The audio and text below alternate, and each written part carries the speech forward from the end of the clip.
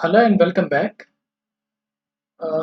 This is the fourth part of the session, APSET 2020 question and answer analysis with Ravi Kumar Landa. Okay, so today let's see which problems we have. ఈరోజు మనకి ఏ problems ఉన్నాయో ఒకసారి చూద్దాం. So ఇంతవరకు ఛానల్ని subscribe చేయని వాళ్ళు subscribe చేయండి, అలాగే లైక్ చేయండి, ఇంకా మీ ఫ్రెండ్స్కి షేర్ చేయండి. So let's start. అయితే ఇక్కడ మనకు ఫస్ట్ క్వశ్చన్ వచ్చి in an isothermal change, internal energy of molecules, internal energy, isothermal change అని అన్నాడు. సో ఐసోథర్మల్ చేంజ్ లో ఇంటర్నల్ ఎనర్జీ ఆఫ్ మాలిక్యూల్స్ ఎలా ఉంటుందని అడిగాడు. సో ఇక్కడ isothermal change means the temperature is constant, that means the change in temperature zero అవుతుంది. అలాగే internal energy change మనకు కావాలి. This is the question. So ఇక్కడ స్పెసిఫిక్ హీట్కి మనకు ఫార్ములా ఏంటంటే C equal to do U by do T. So this can be written as delta U by delta tea.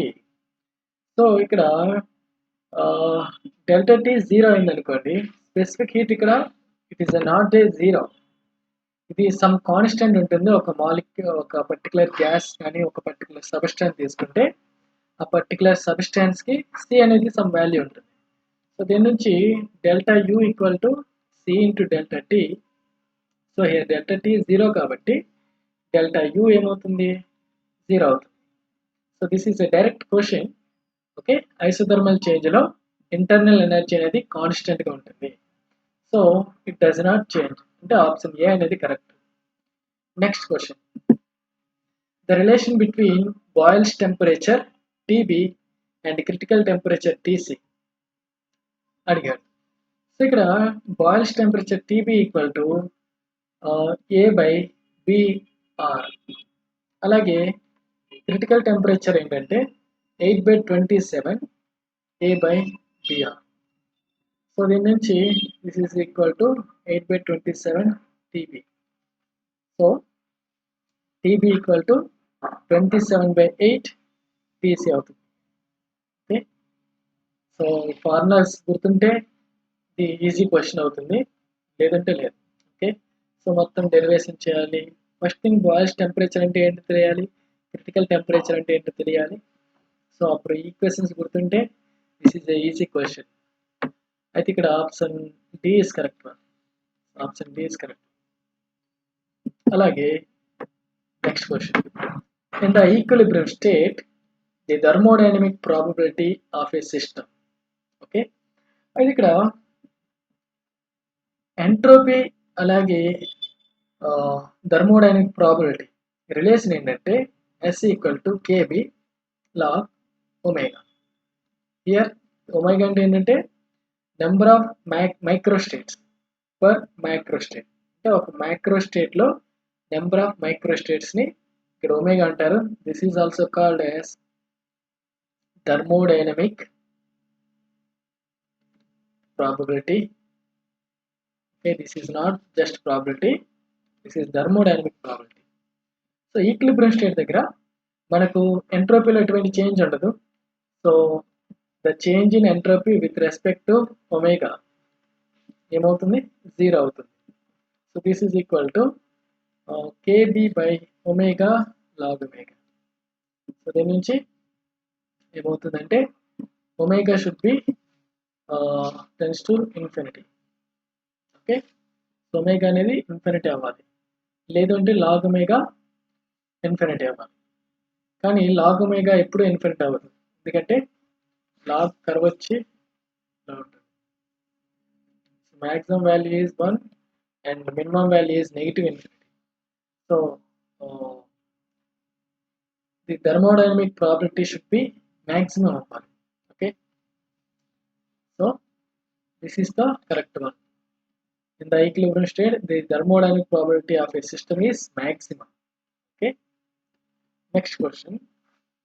A rigid diatomic molecule is moving in free space. Okay. So ఇక్కడ diatomic molecule అన్నాడు కాబట్టి diatomic molecule అన్నాను తీసుకున్నాను. So rigid body కాబట్టి so ఇక్కడ the distance between these two molecules is fixed one. So here we have one constraint. ఒక constraint ఉంది. So for example ఒక మాస్ ఒక పార్టికల్ తీసుకుంటే సో ఇక్కడ ఒక పార్టికల్ తీసుకుంటే 3 డైమెన్షనల్లో మనకు 3 కోఆర్డినేట్స్ అవసరం. అంటే for example x1 y1 z1. అలాగే for this particle x2 y2 z2. So ఇక్కడ మొత్తం 3 కోఆర్డినేట్స్ కావాలి. అయితే ఇక్కడ 1 కన్స్ట్రెయింట్ ఉంది కాబట్టి okay, so 2 into 3 total coordinates ఇవి. సో 1 కన్స్ట్రెయింట్ ఉంది కాబట్టి తీసివేస్తే total 5 generalized coordinates. So these are generalized coordinates అవుతాయి. So the number of generalized coordinates is nothing but degree of freedom. So for a rigid body which is moving in free space with no external force is acting on the molecule, the number of degree of freedom is 5. So option B is correct one. Okay. Next problem చూద్దాం. The dimension of phase space. The dimension of phase space of 5 rigid diatomic molecule is what? Okay. అయితే ఒక single particle తీసుకుందాం. Single particle కి మనం ఈ single particle యొక్క properties ని మొత్తం మెకానిక్స్ ని స్టడీ చేయాలంటే మనకు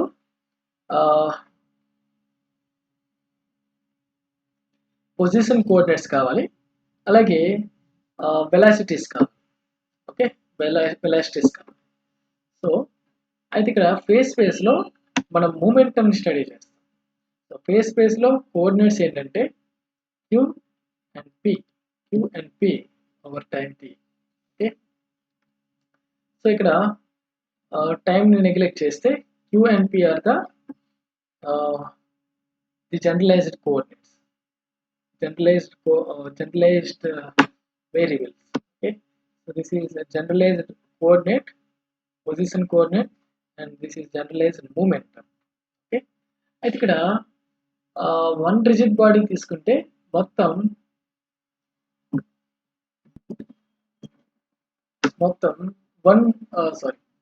వన్ రిజిడ్ డయాటమిక్ మాలిక్యూల్ తీసుకుంటే మొత్తం 5 జనరలైజ్డ్ కోఆర్డినేట్స్ కావాలి.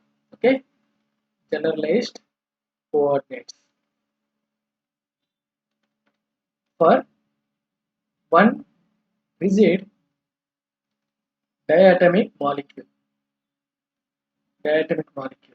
One rigid diatomic molecule కి అయితే మొత్తం 5 జనరలైజ్డ్ కోఆర్డినేట్స్ కావాలి. అయితే ఇక్కడ మొత్తం మనకు 5 rigid diatomic molecules ఉన్నాయి. So for 5 rigid diatomic molecules ఏమవుతుందంటే 5 into 5 అవుతాయి జనరలైజ్డ్ కోఆర్డినేట్స్. 25 జనరలైజ్డ్ కోఆర్డినేట్స్ అవుతాయి. సో ఈ 25 జనరలైజ్డ్ కోఆర్డినేట్స్కి 25 జనరలైజ్డ్ మూమెంటమ్స్ ఉంటాయి. సో దీని నుంచి 25 ప్లస్ 25 అంటే టోటల్గా 50 మనకి జనరలైజ్డ్ వేరియబుల్స్ అవసరం. So in phase space dimension ఏమవుతుందంటే ఈ 50 డైమెన్షన్స్, ఈ 50 వేరియబుల్స్ ఇండివిజువల్ డైమెన్షన్స్ గా కన్సిడర్ చేసుకుంటాం. So here 50 is the dimension of phase space. Okay, for 5 rigid diatomic molecule.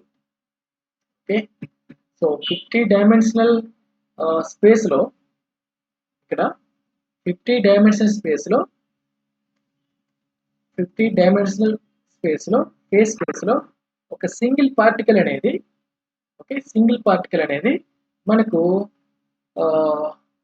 దేన్ని ఇండికేట్ చేస్తుందంటే మొత్తం ఈ particles 5 rigid diatomic molecules indicate చేస్తుంది. ఓకే, సో ఇక్కడ సింగిల్ పార్టికల్ మోషన్ స్టడీ చేయడం ద్వారా మనం కంప్లీట్ ఈ 5 రిజిడ్ డయాటమిక్ మాలిక్యూల్ యొక్క మోషన్ ని మనం స్టడీ చేయొచ్చు. ఓకే, సో ఫేస్ లో ఒక సింగిల్ పాయింట్ అనేది దేన్ని ఇండికేట్ చేస్తుందంటే ఈ 5 రిజిడ్ డయాటమిక్ మాలిక్యూల్స్ ని ఇండికేట్ చేస్తుంది. ఎందుకంటే here the dimension is 50. So next one, the Gibbs function G in thermodynamics is defined as G equal to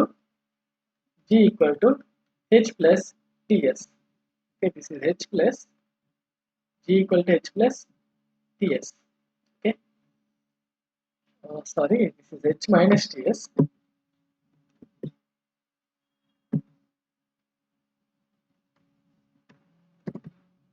This is H minus Ts.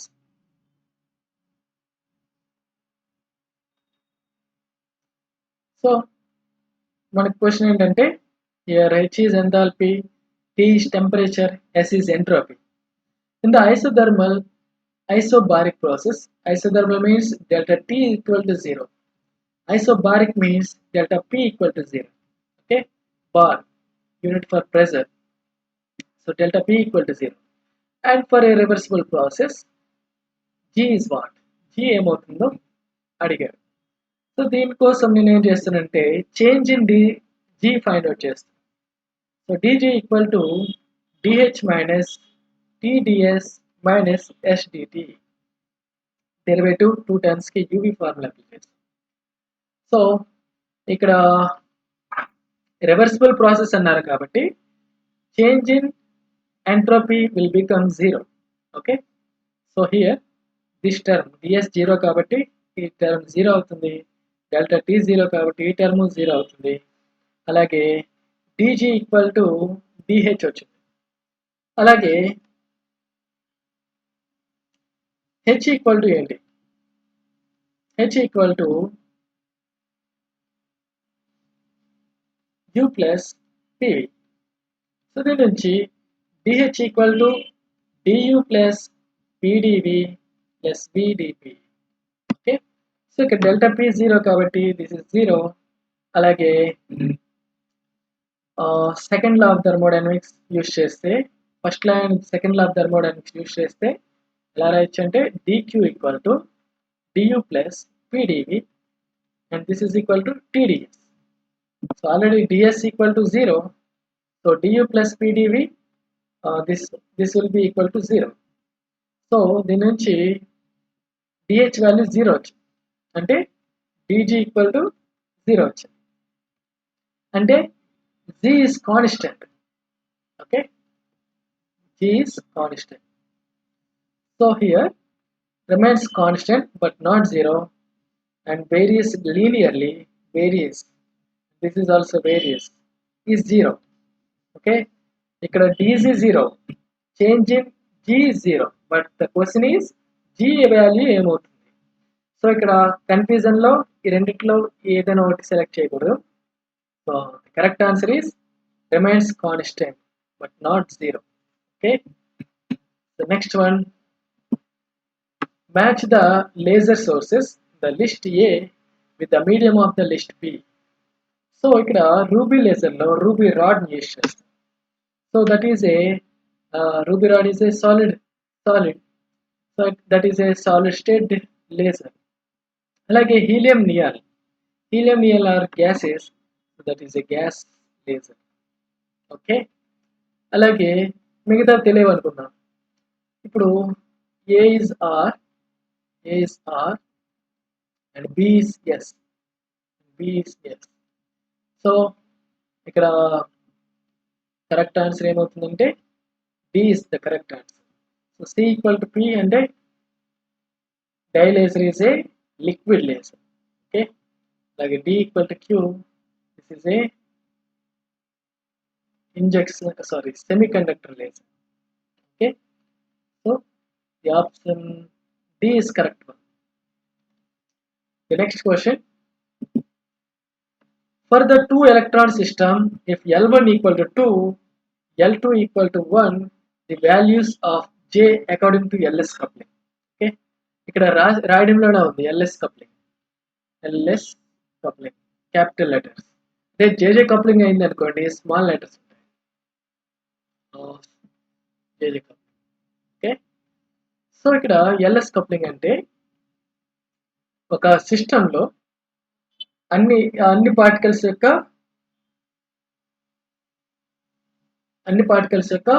L values అన్ని combined అయ్యి capital L ని produce చేస్తుంది. అలాగే అన్ని particles యొక్క S values అన్ని కలిసి మనకి క్యాపిటల్ S ని ఇస్తాయి.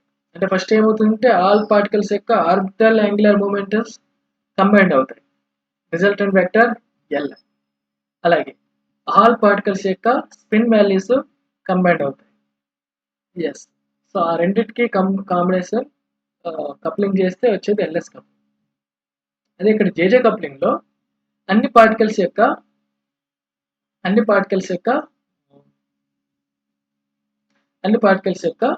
J వాల్యూస్ అన్ని, అంటే ఇక్కడ దిస్ ఇస్ స్మాల్ లెటర్స్,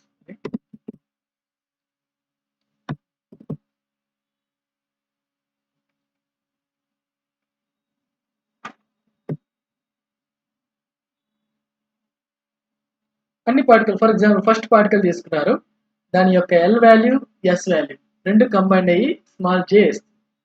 అలాగే సెకండ్ పార్టికల్ కి స్మాల్ J వాల్యూస్. సో ఈ J's అన్ని కంబైండ్ అయ్యి మరి JJ కప్లింగ్ వస్తుంది. సో ఇక్కడ రాయడంలోనే తేడా ఉంది, స్మాల్ లెటర్స్ ఇవి. ఓకే, సో కన్ఫ్యూజ్ అవ్వకండి. LS కప్లింగ్ లో అన్ని L values resultant vector capital L. అలాగే అన్ని స్పిన్ యాంగులర్ మొమెంటమ్స్ యొక్క resultant vector capital S. Okay, so వాటి యొక్క కాంబినేషన్ కప్లింగ్ అనేది LS కప్లింగ్ అవుతుంది. సో ఇక్కడ first L values find out చేయాలి. L వాల్యూస్ ఎలా ఉంటాయంటే ఇక్కడ 2 పార్టికల్స్ కాబట్టి L1 మైనస్ L2 నుంచి L1 ప్లస్ L2 వరకు ఉంటాయి. సో ఇక్కడ డిఫరెన్స్ ఇది. Okay, so 2 minus 1 2, 2 plus 1. 2 minus 1 అంటే 1 నుంచి 2 plus 1 అంటే 3, అంటే వాల్యూస్ ఏంటి 1 2 3. అలాగే S వాల్యూస్ ఏంటంటే స్మాల్ S1 నుంచి S1 మైనస్ S2 నుంచి స్మాల్ S1 ప్లస్ S2 వరకు ఉంటాయి. సో ఇక్కడ S1 equal to S2 equal to half. The spin of a electron is half. Okay, so ఏమవుతుందంటే half minus half to 1/2 plus 1/2. So this is 0 to 1. Okay, so 0 to 1. ఇప్పుడు L values ఇలా వచ్చాయి, S values 0 and 1 వచ్చాయి. ఇప్పుడు LS coupling apply చేయాలి. So ఇక్కడ ఏం చేస్తున్నానంటే L వాల్యూస్ అలాగే S వాల్యూస్ తీసుకుందాం. So S values 0 and 1, L values first 1 తీసుకున్నాం, ఇక్కడ 2 తీసుకున్నాం, 3 తీసుకున్నాం.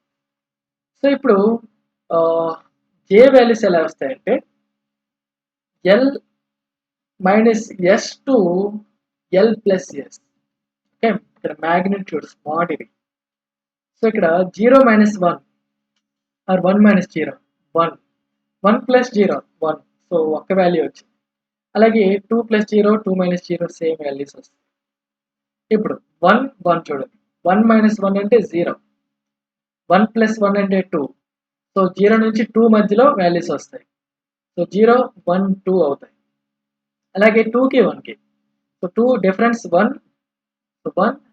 అలాగే సమ్ 3, సో 1 2 3, 1 నుంచి 2 వరకు ఉంటాయి. అలాగే డిఫరెన్స్ 3కి 1కి డిఫరెన్స్ 2, అలాగే 3కి 1కి డిఫరెన్స్ 4. సో వాల్యూస్ అనేవి 2 నుంచి 4 వరకు ఉంటాయి, అంటే 2 3 4. So these are J values. So totally we have మనకు 0 నుంచి 4 వరకు వాల్యూస్ వచ్చాయి. So 0 1 2 3 4. So option D is correct one. అలాగే నెక్స్ట్ క్వశ్చన్ చూద్దాం. Here the multiplicity of the state 2d3. Energy level is what. Okay, so ఇక్కడ first thing ఇది ఏంటో మనకు తెలియాలి. ఓకే, ఈ టర్మ్ ఏంటో తెలియాలి. దీన్ని టర్మ్ సింబల్ అంటారు. ఈ టర్మ్ సింబల్లో జనరల్ ఫార్ములా ఏంటంటే 2s + 1 LJ. Okay, so this is the term symbol. ఇక్కడ 2s ఫర్ ఈ ఈ ఈ టర్మ్కి, ఈ ఎనర్జీ లెవెల్కి ఇక్కడ కంపేర్ చేస్తే 2s + 1 = 2. సో దీని నుంచి s = 1/2. This is spin value 1/2. అలాగే L = ఇక్కడ D కాబట్టి SPD. L values s = 0, 1, 2, 3. So for D orbit ki D shell ki L value 2. Okay, so this is 2, the orbital number, orbital angular momentum, quantum number. Okay, like J, total angular momentum, quantum number. So J enti 3. But the question is multiplicity. Multiplicity is simply this one. ఇక్కడ 2s + 1 ఉంది కదా, దీన్ని multiplicity అంటారు. Multiplicity. Okay, so here 2 in the place of 2s + 1 we have 2.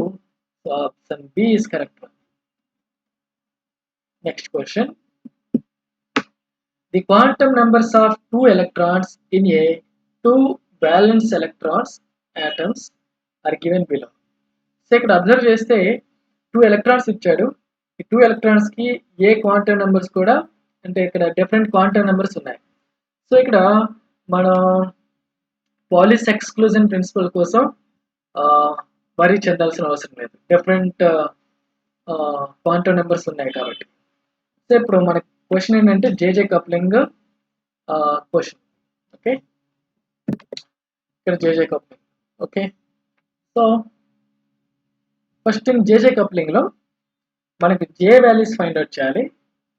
ప్రతి electron కి జే values find out చేయాలి. అలాగే ఆ జే వాల్యూస్ కి కప్లింగ్ చేయాలి. సో ఇక్కడ first thing L1 = 3 first electron కి, S1 = 1/2. సో ఇక్కడ J1 వాల్యూస్ ఏమొస్తాయంటే L1 - S1 నుంచి L1 + S1 వరకు ఉంటాయి. సో J1 ఏమవుతుందంటే 3 - 1/2 అంటే 5/2. ఓకే, 2 3 + 1/2 అంటే 3 × 2 = 6 + 1 7/2 అంటే 5/2, 7/2. అలాగే సెకండ్ ఎలక్ట్రాన్ L2 = 1, అలాగే S2 = 1. So J2 = difference 1 - half, difference ఎంత హాఫ్. అలాగే 1 + హాఫ్, డిఫరెన్స్ ఏంటి 3/2. సో 1/2 కి 3/2 కి మధ్యలో వాల్యూస్ ఏంటి ఉండవు. సో హాఫ్ ఇంటిగ్రల్స్ లో మనకు 2/2 అంటే ఈవెన్ ఇంటిగ్రల్ నెంబర్ వస్తుంది. So we will not take that. 1/2 అలాగే 3/2. ఓకే, సో J2 వాల్యూస్ వచ్చాయి, J1 వాల్యూస్ వచ్చాయి. ఇప్పుడు జేజే కప్లింగ్ అప్లై చేయాలి. సో J1/J2, ఇక్కడ J2 వాల్యూస్ 1/2 అలాగే 3/2. J1 values 5/2, 7/2. సో ఇక్కడ J వాల్యూస్ కావాలంటే J1 - J2 to J1 + J2. ఇక్కడ 5/2 కి 1/2 కి డిఫరెన్స్ 4/2 అంటే 2 వస్తుంది. ఓకే, అలాగే 5/2 + 1/2 6/2 అంటే 3 వస్తుంది. సో 2, 3 వాల్యూస్ వచ్చాయి. అలాగే 5/2 - 3/2 2/2 అంటే 1 వస్తుంది. అలాగే 5/2 + 3/2 8/2 అంటే 4 వస్తుంది. సో 1, 2, 3, 4 వాల్యూస్ వస్తాయి. అలాగే 7/2 minus 1/2 6/2 అంటే 3 వస్తుంది. 7/2 plus 1/2 అంటే 4 వస్తుంది. ఓకే, 7/2 plus 1/2 8/2 4 వస్తుంది. అలాగే 7/2 minus 3/2 4/2 అంటే 2 వస్తుంది. 7/2 plus 3/2 8/2 అంటే 4 వస్తుంది. సో 2 3 4. సో ఇక్కడ టోటల్గా అబ్జర్వ్ చేస్తే 1 2 3 4. అలాగే సారీ 7/2 plus 3/2 10/2 అంటే 5 కూడా వస్తుంది. So 5 1 2 3 4 5. These are the J values. Okay, these are the possible values for JJ coupling. So option C is the correct one. Next question. So this is all about for present video. In the next video we will see the next 10 questions. Okay, so మళ్ళీ ఒకసారి remind చేస్తున్నాను, ఎవరైనా ఈ ఛానల్ని subscribe చేయకపోతే ఛానల్ని subscribe చేయండి. అలాగే ఏమైనా కామెంట్స్ కానీ డౌట్స్ కానీ ఏమైనా సజెషన్స్ కానీ ఉంటే కామెంట్ సెక్షన్లో పోస్ట్ చేయండి. సో ఒకవేళ వీడియో ఇన్ఫర్మేటివ్గా నచ్చేట్లుంటే మీ ఫ్రెండ్స్కి షేర్ చేయండి. So thank you guys.